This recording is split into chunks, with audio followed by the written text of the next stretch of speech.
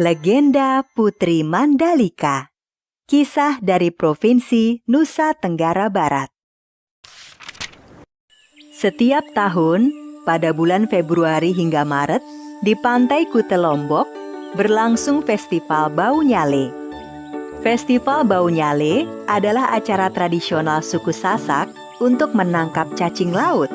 Cacing-cacing laut dalam bahasa Sasak disebut nyale. Nyale ini akan keluar ke pantai tepat pada hari ke-20 setelah purnama di bulan ke-10 menurut kalender suku Sasak. Pantai Kute Lombok terletak di Kabupaten Lombok Tengah, Provinsi Nusa Tenggara Barat. Menurut cerita yang dipercaya hingga sekarang oleh masyarakat suku Sasak, nyale atau cacing laut ini masih ada hubungannya dengan seorang putri raja di masa lampau. Bagaimana kisahnya? Mari kita simak dalam cerita berikut ini. Dahulu kala, tersebutlah sebuah kerajaan yang terletak di Pulau Lombok. Istana kerajaan tersebut berada tidak jauh dari pantai.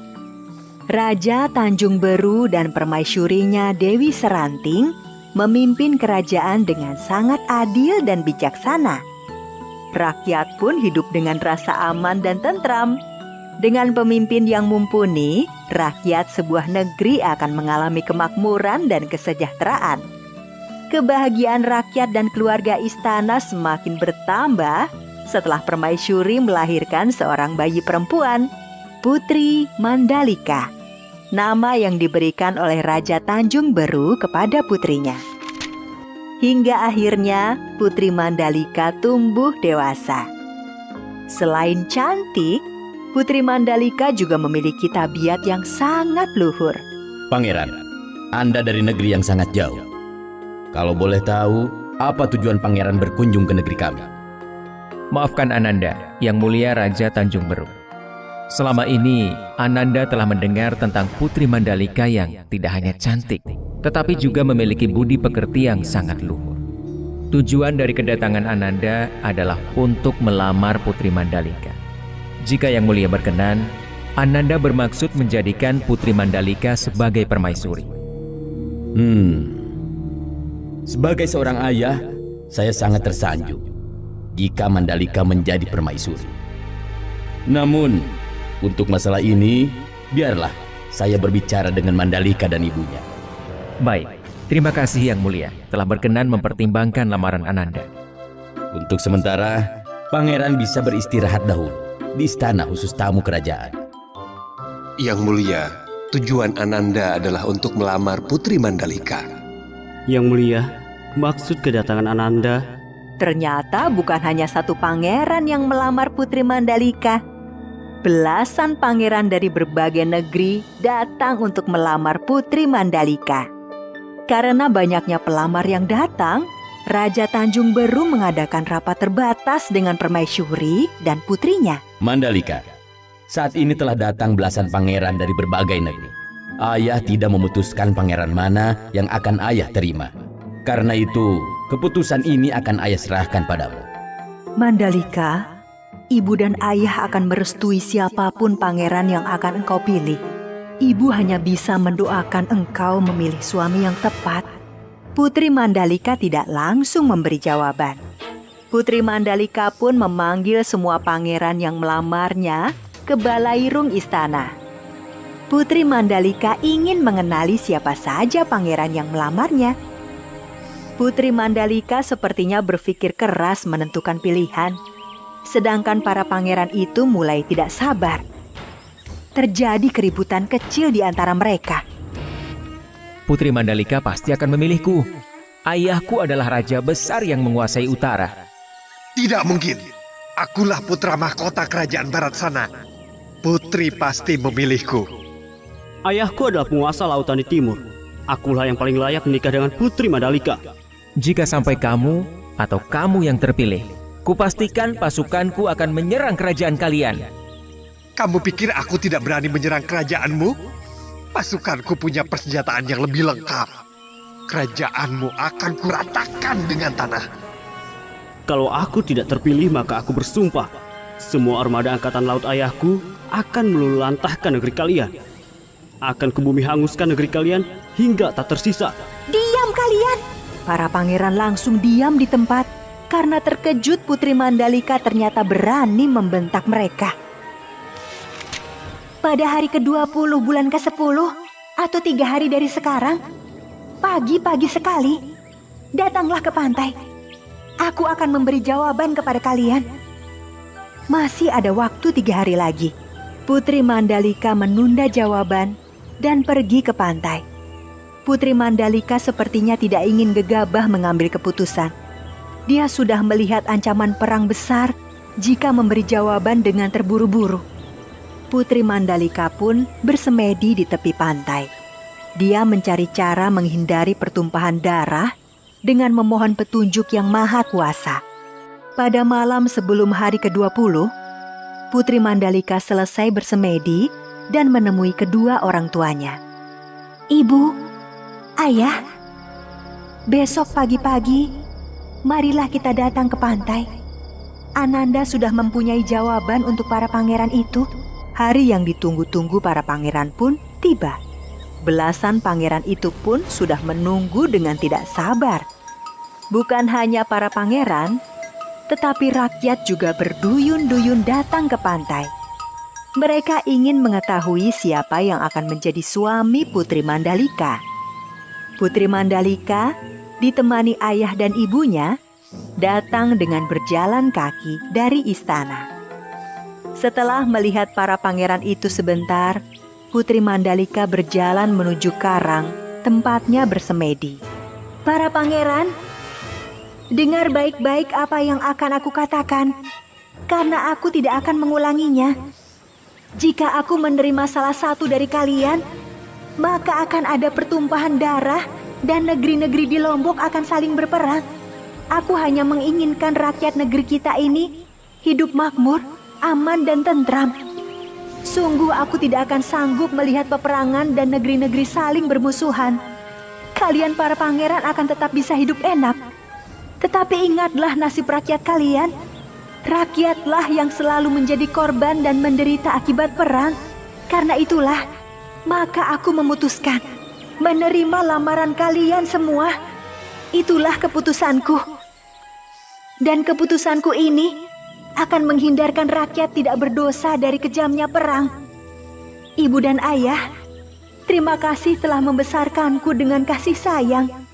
Ananda merasa belum cukup berbakti untuk membalas kebaikan ibu dan ayah. Tetapi takdir sudah menentukan demi kebaikan kita semua. Nanti akan muncul nyale berwarna-warni di pantai ini. Biarkan rakyat mengambilnya. Mereka bisa memasaknya atau menaburkannya ke sawah ladang mereka. Selamat tinggal, ibu, ayah. Ketika semua yang hadir masih belum paham apa maksud perkataan Putri Mandalika, tiba-tiba saja sebuah ombak besar datang dan membawa sang putri ke lautan. Tanpa dikomando, seluruh rakyat dan pangeran segera terjun ke laut mencari sang putri. Mereka berusaha menyelamatkan Putri Mandalika. Tapi, sepertinya usaha mereka sia-sia. Sang putri telah memutuskan melebur bersama lautan. Ketika semua sudah sangat kelelahan mencari sang putri, tiba-tiba dari arah laut, datanglah nyale berwarna-warni yang jumlahnya ribuan. Akhirnya, semua yang hadir menjadi paham maksud sang putri. Seperti pesan Putri Mandalika, rakyat mengambil nyale-nyale tersebut. Sebagian mereka masak, dan sebagian lainnya ditaburkan di sawah atau kebun agar tanaman tumbuh subur. Dan setiap tahunnya, tepat hari ke-20 bulan ke-10 penanggalan suku Sasak, nyale-nyale yang jumlahnya ribuan datang ke pantai.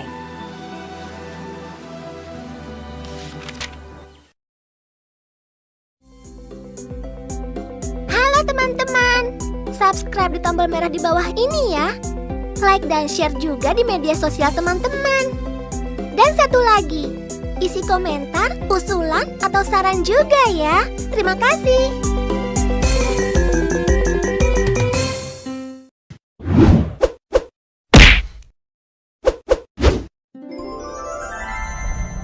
Raja Ampat dari Telur Naga. Alkisah, tinggallah sepasang suami istri di kampung Wawiyai Raja Ampat, tepatnya di daerah Papua Barat. Seperti biasa, mereka pergi untuk mencari makanan setiap paginya. Ketika mereka sedang mencari makanan, mereka menemukan 6 butir telur yang besar, yang berbeda dengan telur pada umumnya. Istriku, coba lihat apa yang aku temukan. Ini apa ya? Sepertinya ini telur. Iya, sepertinya ini adalah telur-telur naga. Bisakah kita membawa telur-telur ini ke rumah kita, suamiku? Tentu bisa, istriku. Kita akan menyantap telur-telur ini setibanya di rumah nanti. Pada akhirnya, suami istri tersebut langsung memasukkan telur-telur itu ke dalam kantung, dibawa pulang ke rumah untuk dimasak. Setelah sampai rumah, sang istri langsung mempersiapkan racikan bumbu untuk memasak telur-telur tersebut dengan dibantu sang suami. Saat mereka sedang mempersiapkan bumbu, mereka mendengar sesuatu. Istriku, apa kau mendengar suara bisik-bisik dari arah meja depan? Ya, suamiku, aku mendengarnya. Coba kau periksa dulu. Ketika sang suami mencari asal suara tersebut, ia terkejut melihat 5 butir telur itu telah menetas dan berwujud 4 orang anak laki-laki dan 1 anak perempuan. Sedangkan 1 telur lagi telah mengeras layaknya sebuah batu. Hah? Telurnya menetas jadi manusia? Istriku, coba lihat kemari. Ya, sebentar suamiku. Sang istri menghentikan pekerjaannya, lalu menghampiri suaminya. Ada apa suamiku? Kenapa kau berteriak-teriak? Lihat itu istriku. Astaga! Sang istri pun lalu menghampiri telur-telur itu dan mengambilnya satu persatu. Anak-anak itu keluar dari telur dan telah berbalut pakaian yang berwarna putih dan lembut seperti sutra. Hal tersebut menandakan bahwa mereka merupakan keturunan dari Raja Kayangan. Wahai bayi-bayi lucu, kalian adalah keturunan Raja Kayangan. Aku akan merawat kalian dengan baik. Pasangan suami istri itu akhirnya merawat 5 anak tersebut hingga mereka dewasa. Setelah dewasa, keempat anak laki-laki itu kemudian menjadi raja yang berkuasa di Pulau Waigeo, Pulau Misol, Pulau Salawati, dan Pulau Batanta. Sementara si anak perempuan, dikarenakan suatu sebab, ia diasingkan di Pulau Numfor dan memiliki keturunan di pulau tersebut. Satu telur yang mengeras menjadi batu saat ini dikenal dengan nama Kapatnai. Telur tersebut diperlakukan seperti layaknya raja oleh warga sekitar. Telur yang berubah menjadi batu itu bahkan diberi ruangan tempat bersemayam, lengkap dengan 2 batu yang berfungsi sebagai pengawal di kanan kiri pintu masuk. Setiap tahunnya batu tersebut dimandikan, kemudian air sisa mandinya batu tersebut juga disiramkan sebagai pembaptisan suku KW. Batu tersebut tidak setiap saat dapat dilihat, kecuali 1 tahun sekali, yaitu saat dimandikan dalam upacara adat. Oleh karena masyarakat menghormati keberadaan telur batu tersebut, masyarakat membuat rumah yang dibangun di tepi sungai Waikeo sebagai tempat tinggalnya. Dan sampai sekarang masih menjadi objek pemujaan bagi masyarakat setempat.